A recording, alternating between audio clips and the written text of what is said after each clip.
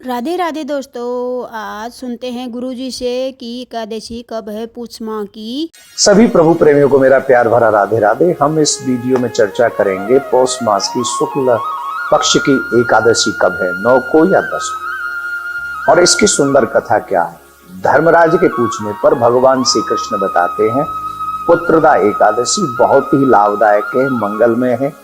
जो लोग इसका व्रत करते हैं उनकी प्रत्येक मनोकामनाओं को ये पुत्रदा एकादशी पूर्ण करती है। और जिन गृहस्थों के यहाँ पर पुत्र न हो उनको तो ये एकादशी व्रत विशेषतः करना चाहिए। पूर्व समय में एक केतुमान नाम के राजा थे, बहुत धार्मिक राजा थे, धर्म में उनकी रुचि थी, उनके पास में राजपाट की कोई कमी नहीं थी। पर दुख इसी बात का था कि उनके घर में कोई संतान नहीं थी।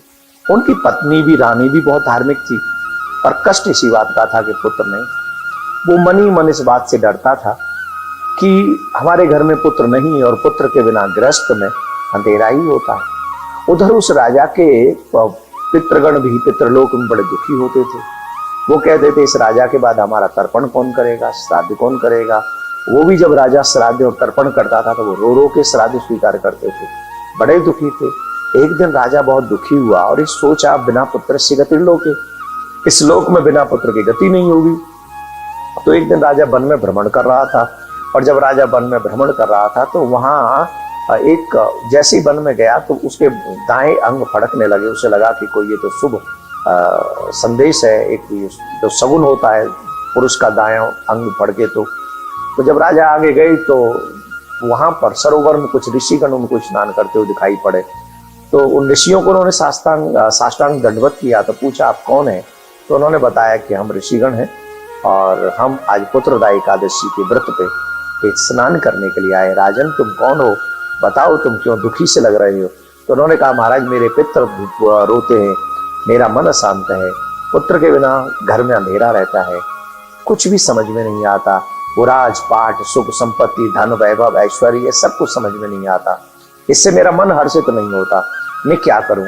तो ऋषियों ने कृपा करके केतुमान राजा से कहा कि पुत्र तुम दुखी मत हो, आज पुत्रदा एकादशी है, तुम आज व्रत करो और व्रत करके अपने इसी संकल्प को करो और संकल्प के साथ तुम व्रत करोगे तो ये एकादशी साधारण नहीं है।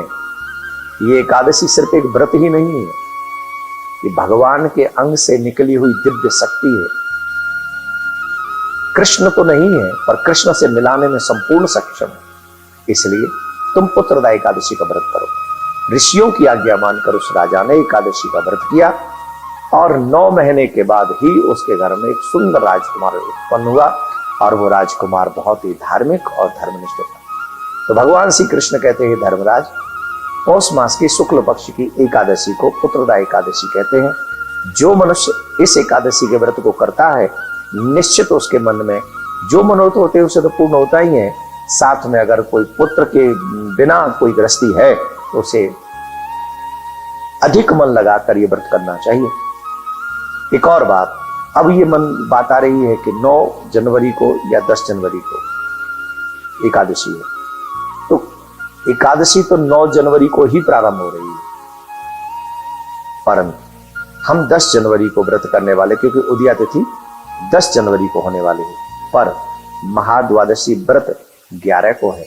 अगर निम्बार्क संप्रदाय में कहते हैं महाद्वादशी का व्रत बहुत श्रेष्ठ माना गया है, तो आप चाहें तो 10 और 11 दोनों दिन व्रत कर सकते हैं, अथवा 10 तारीख को एकादशी का व्रत करेंगे 10 जनवरी को, और 11 जनवरी को जो पारायण का समय रहेगा वो पारायण का समय रहेगा सूर्य उदय के पश्चात 6:43 से 8:10-15 तक आप ये व्रत पारायण कर सकते हैं।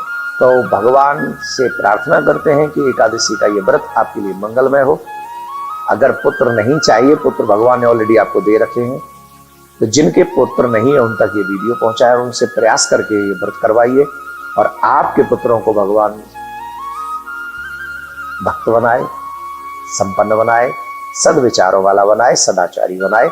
ऐसी प्रार्थना करते हुए आप सबके लिए मंगल कामना।